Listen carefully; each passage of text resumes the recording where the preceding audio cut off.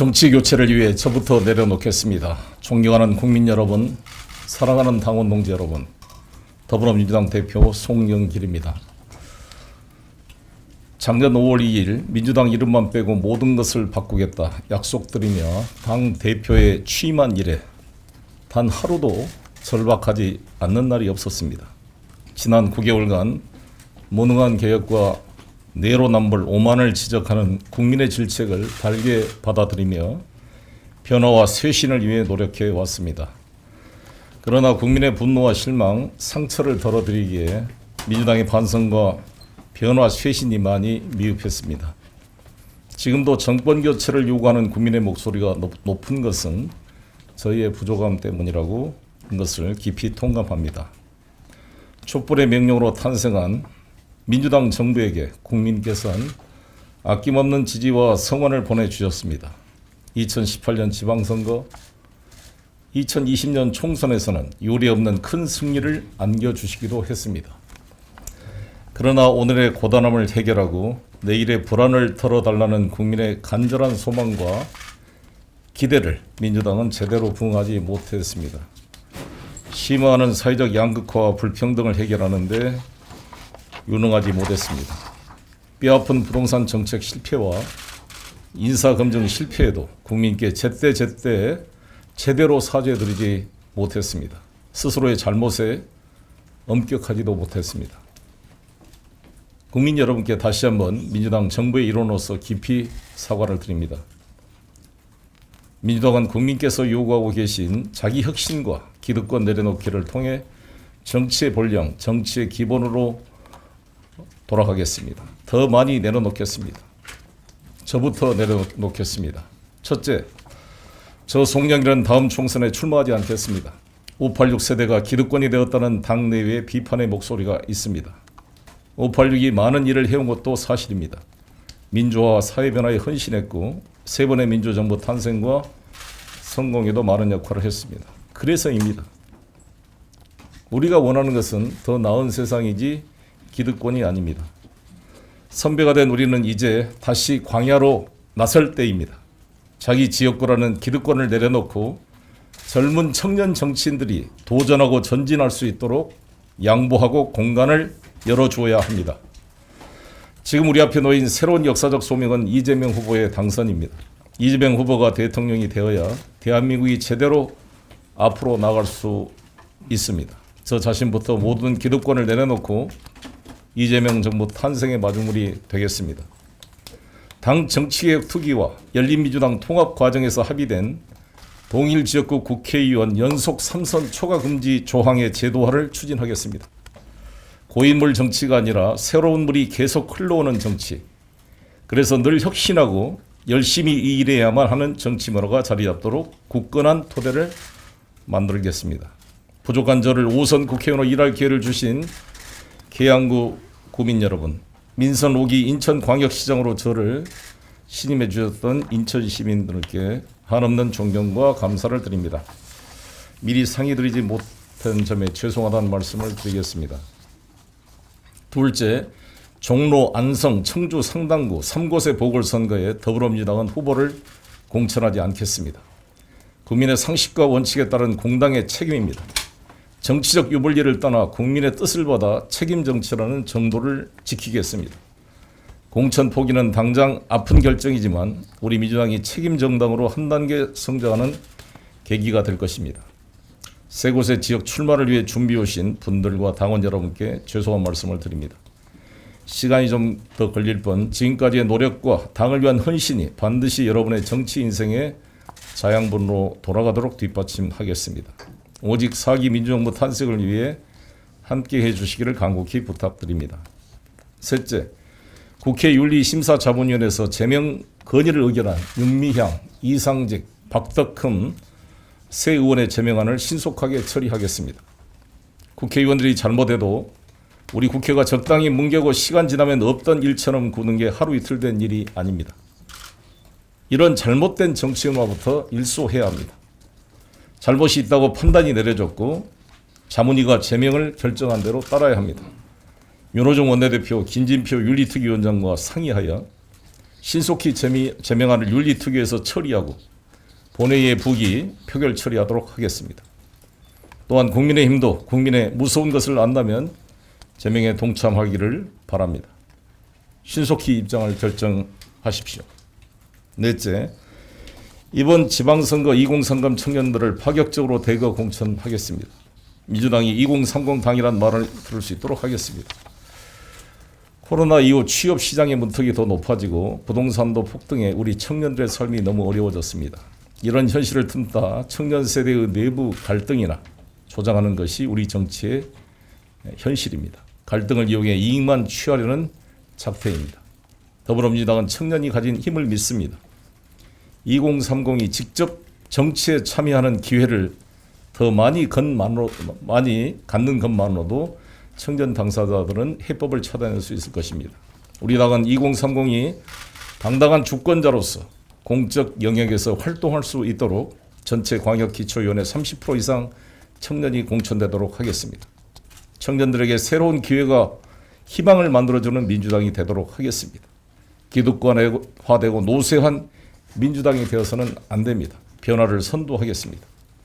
2030 중심 당으로 체질 개선을 성공하고 지금까지 쌓아온 경험이 더해진다면 국정 운영 능력과 쇄신 능력이라는 두 마리 토끼를 다잡는 능력 있는 민주당으로 거듭나게 될 것입니다.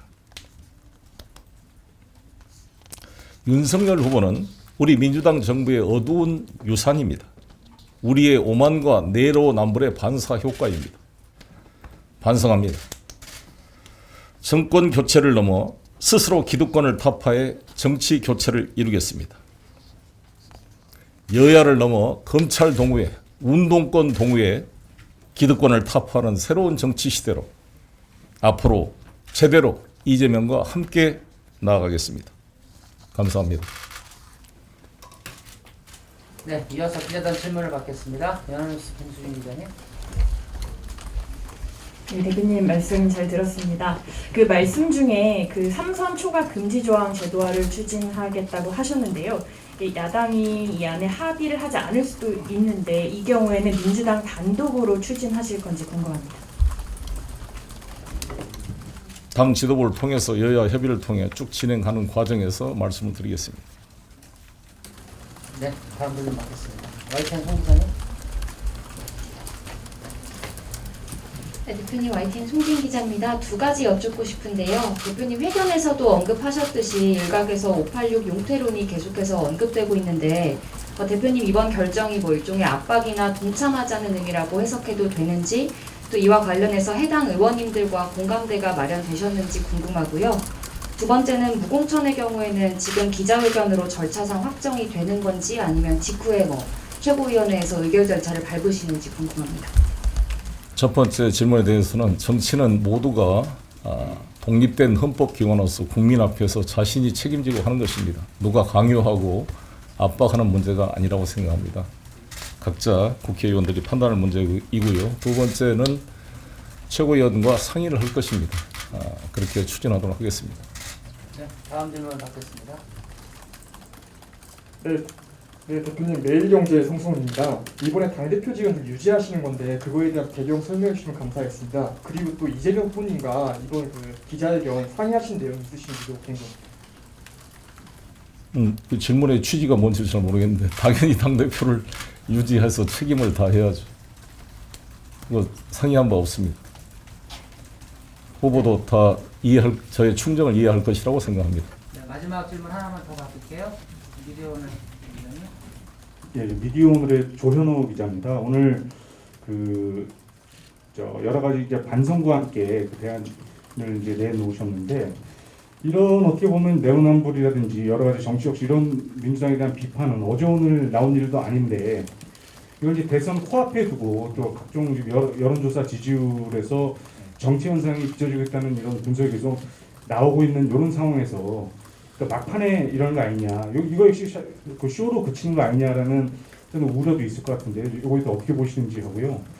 그리고 이제 정말 어떻게 보면 그렇다면 대선 위기감을 패배 위기감을 느끼고 있는 건지 그 근거가 여론조사 그 지지율 정치 현상이라고 그렇게 보고 계시는지 아니면 또 근거를 뭐로 보시는지를 여쭤보고 싶고요. 그리고 마지막으로 한 가지는 뭐 많이 묻지 마세요. 네, 한 가지 586 기자님 먼저 답변 들으시고 그 그다음 두 질문하시죠. 네. 두 가지만 물어보십시오. 다른 기자분도 있으니까요. 첫 번째 말씀은 평소에 제가 생각해온 것이고요. 그래서 아시다시피 제가 이 당의 처음부터 지도부가 아니었지 않습니까? 저도 수많은 배제의 아픔을 겪고 풀뿌리 당원들의 힘으로 기적같이 저는 당대표에 선출됐다고 생각합니다. 그래서 제가 지금 말씀이 선거 때가 되니까 어제 오늘 이야기 아니라 당대표 된 날부터 지금까지 일관되게 민주당 간판 빼놓고 다 변화시키자고 노력을 해왔고 조국 사태에 대해서 공개적으로 사과를 했고 부동산 관련 의혹 12명 의원에게 탈당을 권유하는 초강수의 조치까지 취해왔던 것은 기자 여러분들이 아실 것입니다. 부동산 종부세 9억에서 10이라고 완화, 양도소득세 9억에서 12억 면세점 완화 문제도 수많은 당내 강경파 의원들의 반대와 청와대의 반대도 있었음에도 불구하고 의총의 논의를 통해 표결을 통해서 관철시켜서 이 법이 개정됐던 것도 알고 계실 것입니다. 그러한 일관한 충정 속에 나온 말씀이라고 드리고요.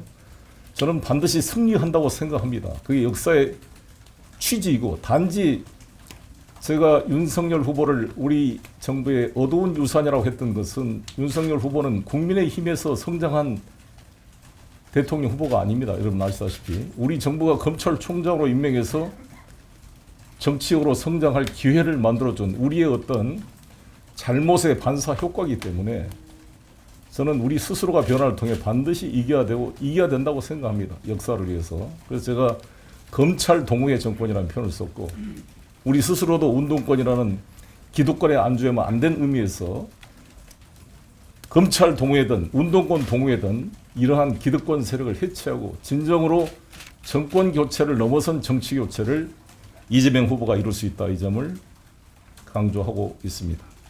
네네. 지금 네. 질문 다 나온 것 같은데 하신 게 있어요? 지금 마지막으로 하나만 받고 이제 마무리하겠습니다. 네, 안녕하세요. 마이크 사용해 주십시오. 안녕하십니까. INS24 박정민 기자입니다. 6월 지방선거에 기초의원 30%까지 2030 배치하시겠다고 주장을 하셨는데 혹시 지자체장급에서는 혹시 뭐 몇 퍼센트 염두에 두신 거는 따로 있으실지? 그런 구체적 내용은 대선 이후에 저희가 지방선거 기획단이 이제 본격화될 겁니다. 지금 모든 저희 당 조직이나 이게 대선에 집중하고 있기 때문에 지방선거 공천 절차도 좀 미뤄놨기 때문에 양해 바라겠습니다. 네, 감사합니다. 감상으로 네. 송영길 기자님 모두 마치겠습니다. 수고하셨습니다.